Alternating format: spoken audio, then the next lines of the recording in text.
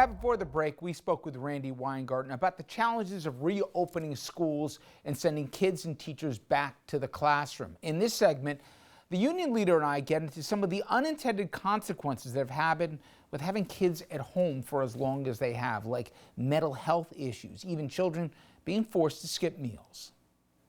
Let's talk about some of the consequences, and this isn't political at all, or even, teacher, student, but what's happening now beyond just kids not learning? You have huge numbers of kids who just have dropped out altogether of the system or are no longer there. We talked about special needs children, the acute needs they have and how they're being impacted so much. The mental health numbers that are through the roof, Randi, in terms of the consequences of what these kids are dealing with. And things that I don't think everyone's got their arms around, but how many kids rely on school to be fed? The basic things like eating and the hunger that's a consequence of this. Talk about, you've made a lifetime of education. What are some of the problems that society hasn't got their arms around that we're going to have a reckoning as a consequence? Right. So this is why last year we kept on pushing as hard as we could to the Trump administration to get us, let us make school cafeterias into kitchens, like World Central Kitchen, and we joined up to try to do this. They said no. We said, let us get the guidance that we need to have, to not have a 50-state strategy, but have one universal strategy. They said no. Let us get the resources so we get every single child a computer and high-speed internet, particularly in places like a city like Washington, where I am right now, or New York City, where I live, where there is high-speed internet and where parents don't have to spend, hundreds of dollars a month on the internet. They said no. We have all of these consequences right now. And so there's a lot of money to address these things in Joe Biden's rescue plan, and I hope that plan gets passed. It's not just the education funding of $170 billion, but it's the state and local funding. It's the funding to individual families. All of those things are really important. But what we have proposed is using this summer like a second semester, but for joy and enrichment. Because you're right, Richard, that it's much more than academic issues. It's that this virus has separated people, and there's real loneliness and there's real isolation. Let's find a way to have the kind of camp and enrichment and those kind of experiences for kids so that kids get their mojo back this summer. And there's money in the rescue plan to do this. How much of the frustration on the part of the teachers is, and I got this anecdotally at the beginning of the year when I talked to some of my kids' teachers, where I said, well, how are you doing? And they said, it's the first time somebody asked me how I'm doing, or the same people yelling at us aren't doing their part to keep a safe environment. How much of what we're dealing now started last year by both the previous administration and almost an us and them kind of mentality?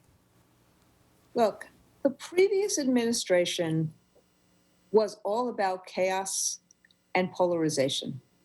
That is how Donald Trump led. Pitting people against each other, creating chaos so that he would be the only one relied upon to solve the chaos that he created. And for the first time, I'm 63 years old. I have been through and seen lots of crises in America and in the world.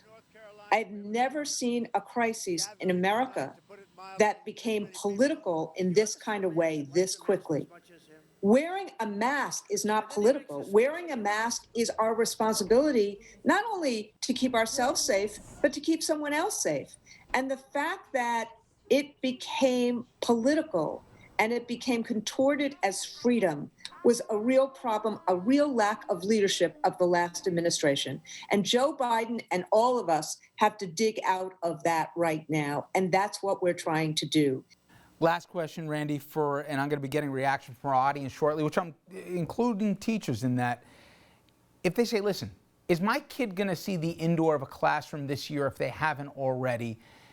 Should your answer be yes, barring something unforeseen the necessary actions by this administration, the funding that's put in, the mitigation, kids should be able, in some way, shape, or form, before the end of this school year, to at least step back into school?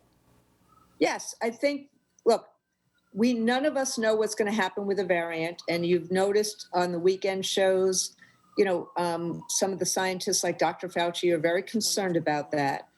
But I believe in, and my members believe in, Joe Biden's goal of getting a majority of the K-8 schools open for in-person learning in the first 100 days of his administration. That gets us to March, April, May. We already have 18 of 20 of the largest school districts that are open for in-person learning. We all have to take some responsibility here. We know it's really important.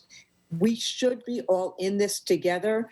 And ultimately, I believe that parents and educators are in it together and will keep on being in it together. Randi Weingarten, appreciate the time. Thank you so much. Thanks so much. Okay, so after the break, I'm going to open it up to the phone lines and get your reaction. And here it is. Should schools be forced to reopen? Now, I thought this was an irresponsible question a few months ago when the mitigation factors weren't there. But if your school has separated the desks, they put the filtration systems, they make the kids wear masks, come on, isn't it time? When we come back, I want to get your reaction, and I want to hear all sides of this. If you're a parent, tell me about what you've gone through and the frustrations. If you've seen your kids falling behind. If you're an educator, tell me about the frustrations you're feeling right now, that not everybody is pulling in the same direction necessarily, or you think that you should be in the classroom. Either way, wherever you fall on this spectrum, we're going to give you a platform to make your opinion heard. You see the toll-free number there. If you're calling us from east of the Mississippi, you see the number. And if you're calling us from the West Coast and from Texas, we want you to call the other number. When I come back, Andrew and I right to your phone call as we go. Thank you for joining us, everyone. Your reaction after this.